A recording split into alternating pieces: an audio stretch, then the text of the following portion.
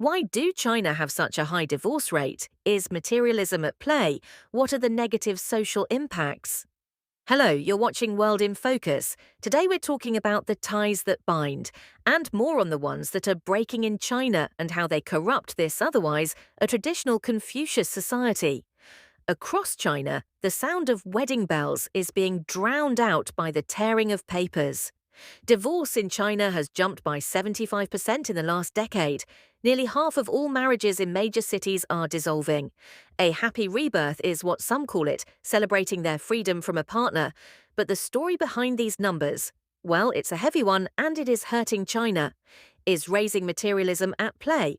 You better believe it is. We are witnessing a new era where people, especially the younger post-80s generation, see marriage not as a lifelong promise, but as a transaction, a commodity.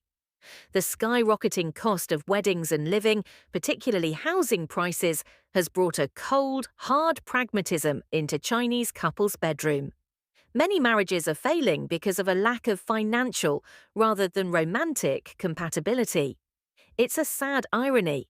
In the pursuit of a better life, many are losing their life partners. And it's not just money. Technology is bringing the world closer, but tearing couples apart. Apps and social media have made infidelity easier, with 40% of divorces now linked to extramarital affairs. It raised whether it is a society now lacking true beliefs and morality, where every is driven by money. But what about the impact, the dark side of this wave? It's not just a statistic in a newspaper, it's a societal tremor. Firstly, it directly leads to declining population.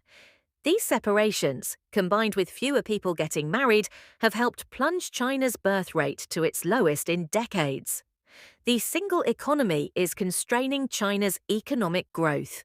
The rise of single-person households is shifting the labor market and putting a strain on the economy, reducing the demographic dividend that built this country. Then how about children and the elderly? The most heartbreaking impact is on the family unit itself. Broken homes are leaving millions of children without stability, and the elderly, who traditionally rely on family for care, are finding themselves increasingly alone in their twilight years. The cold truth is that even the government's attempt to fix this, the 30-day cooling-off period, has only sparked a debate over individual freedom versus state intervention, adding to the stress of a separation. So, as the city lights blink outside, a new generation is finding that freedom often